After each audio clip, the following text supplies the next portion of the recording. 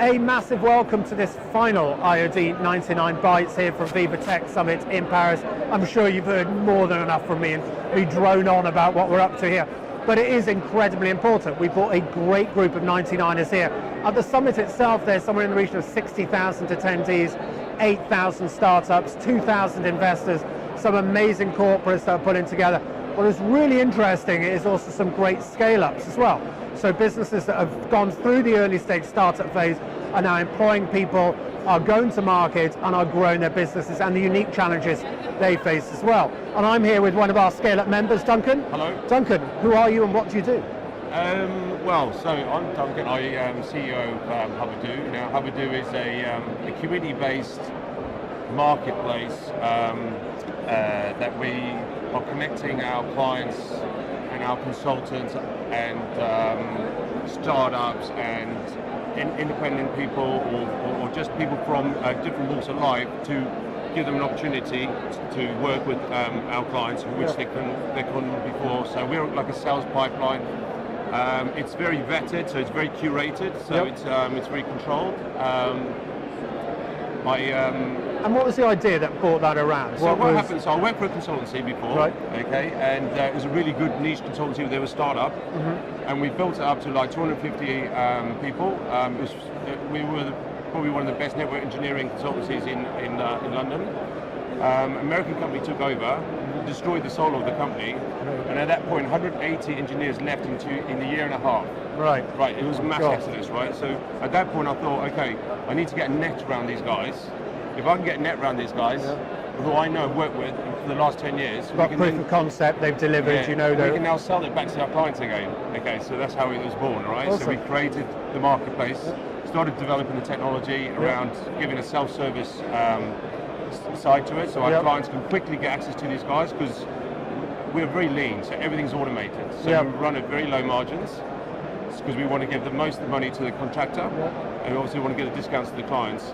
So there has to be self-service, so it has to be lean, and therefore all our efforts are in building the community. So we spend loads of time curating that, interviewing them, getting them the right people. So you really do the due diligence behind the people that are coming on to the platform as well. So that has to be that. So community stuff is number one. So that's where we started. So these guys, some of them are perm, some of them are independent consultants, some of them are little startups or little consultancies.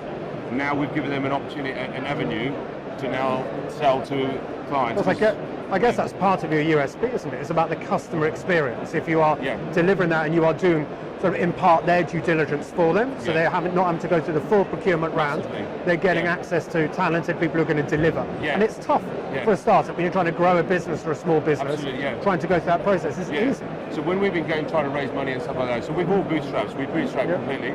But one of the opportunities I saw when we were talking to startups was like, I don't know how to build my platform. So we're like, listen, come on, we'll help you. We'll get you on started, get you going, and also then we can sell you to our clients. Because you deliver mobile apps or whatever it is, and then we can do that. So that's how it kind of like, that was sort of evolved into that. And you're now going into your scale-up phase, so year 3.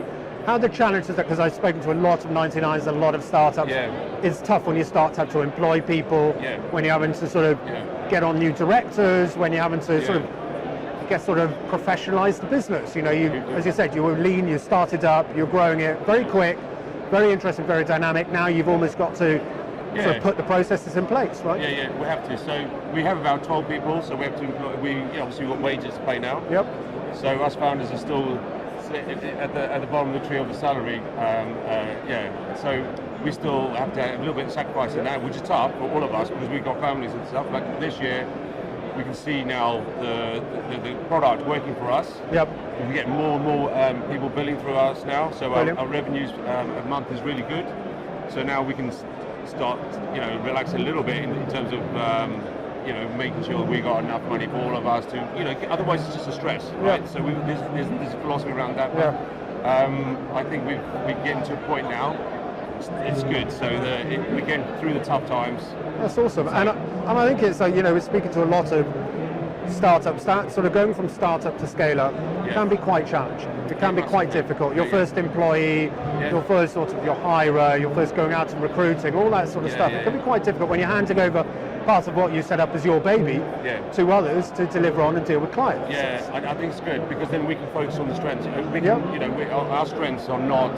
I mean, we're cleaning floors, we're making the teas. You know, we need to get away away and start continue to innovate and do the stuff that we're good at. Giving you that headspace. Yeah, so that's why we had to go there. So you have to take the risk, get people on board, knowing that there will be sales, there will be money coming through, and touch wood has been pretty good.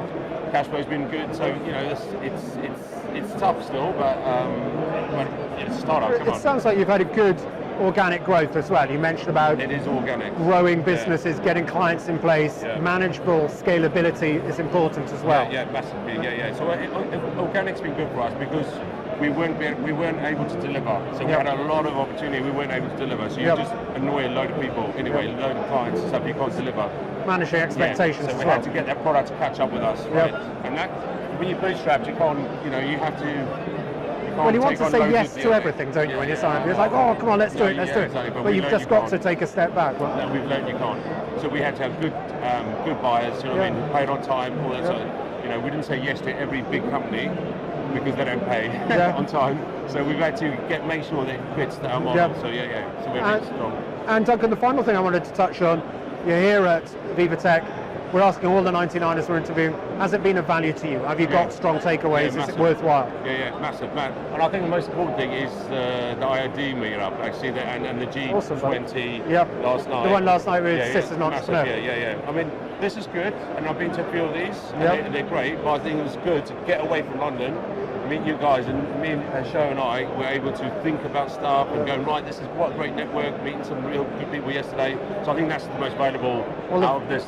The value of getting out of the office and getting out of the day-to-day of the business and just allowing yourself to be a little bit creative, a little bit sort of, well, you talked about it, give yourself some headspace. It's tough for a founder sometimes, isn't it? I know you have to as well, and you have to, otherwise, you know, even though you feel bad for your guys at back home doing all the graft, you have to step away. So I've kind of learned that this weekend as well. So that's been good. Awesome. So, but thanks, Alex, for inviting me. This is really good. Brilliant. I'll give you the bribe later, Duncan. That's awesome. But thank you very much indeed, Duncan. Great insights. Thanks for coming along, being part of the delegation. Thank you all very much indeed for watching. I hope you've enjoyed these bites and you've given you some insight into what shows like this are. And I think the key takeaway from me is you've got to come in with quite a strong plan of what you want to get out of it. Don't just rock up and give out a load of business cards. Be very, very targeted on where you go, what you do, who you speak to, and have some actions in place of what deliverables you want to see from it. But I hope you've enjoyed them. Duncan, massive thanks indeed. And I hope you had a good time. Thanks.